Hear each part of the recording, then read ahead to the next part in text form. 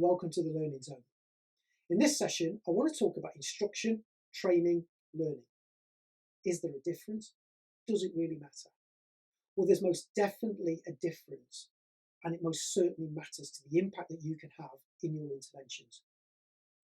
So the reason I've done a whole video about this is I was recently delivering a brain-friendly learning session to a group of training professionals, and what I thought would be an interesting conversation about the differences between instruction, training and learning very quickly got into what I can only describe as a passionate and heated debate about the veritable merits of each to the exclusion of the others. Instructors were getting very passionate about their craft, as were the trainers and the learning professionals.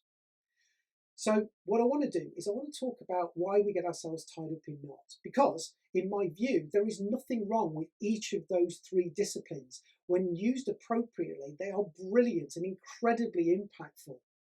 The problem that we encounter is when they're not used appropriately.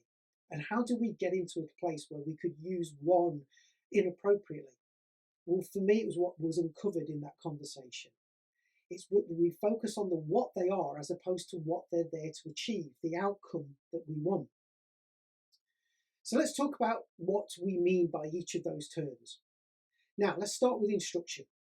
The outcome of instruction is compliance.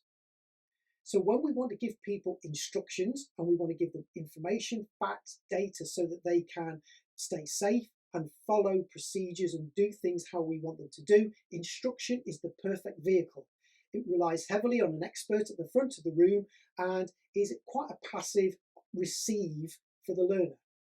So the balance is probably going to be around 90-10. It's all about the expert, it's all about accuracy, and it's all about facts and data, because those will enable people to do as they're told, follow procedures and comply. So then we move to training. Training is about skills development or skills improvement. And by definition, to develop and improve a skill, we need repetition, practice and feedback. So there is a natural change in the balance between the person at the front of the room and the learner. So in order to provide the space for the learner to have that chance to practice, repeat and get feedback, we need to cut back on the amount of information that we're giving. We still need a level of expertise at the front, but there's also a balance that we need to strike to enable people to have a go, make mistakes, get some feedback. And then we talk about learning. Now, learning is about backing out of our need for expertise, because the experts are now the people in the room. What we're trying to create with a learning event is we're trying to create a contextual application. We're trying to enable these people to explore and hypothesize about all of the things that might happen so that they can apply their learning in different contexts, in different situations, and still achieve the result. By nature, that requires the expert to back away and just become a facilitator of great explorative, deep diving conversations, lots of hypothesis, lots of challenge, lots of debate, so that we can explore their understanding to a different degree.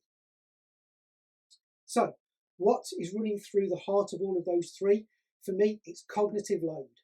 As we move from instruction to training to learning, we are placing more load on the learner's brain. So in order to get the best results out of that, we've got to make space for that. In instruction, the cognitive load is relatively low, so we can really fill that intervention with lots of facts, lots of data, and lots of instructions. Because there's no load, they can take that in.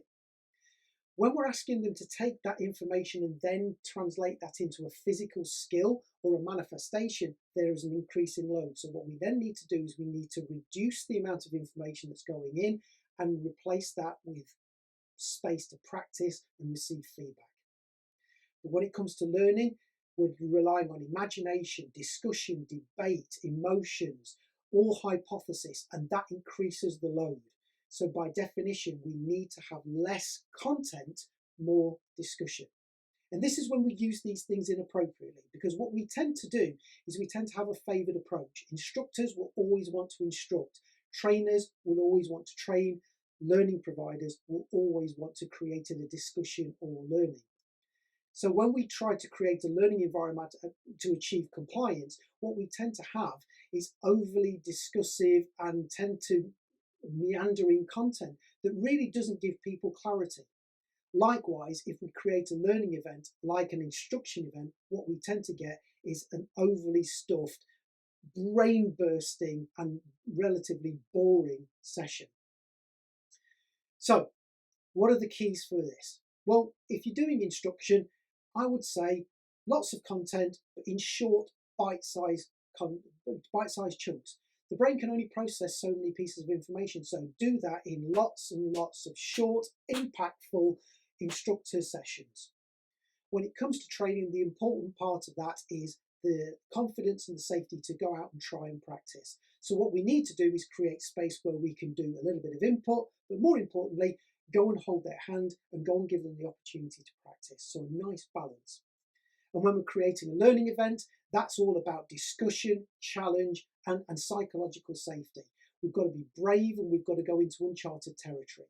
So the time limit for that could be dependent upon the content or the subject matter that we want to do, but it's actually all about giving the confidence and the expertise to the learner. So what do we need to do with that one? Nothing wrong with instruction, training and learning. What we need to challenge ourselves is, are we using those vehicles appropriately? So my ask of you is, regardless of your preference, whatever you're going to use, are you using that appropriately in line with your outcome?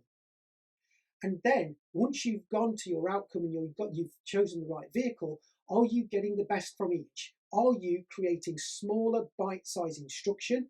Are you giving enough space and safety for people to practice and receive feedback if it's a training environment? And are you creating enough challenge, debate and expertise in the room for it to be a learning event? If you follow those guidelines, you use each of those techniques to their best effect.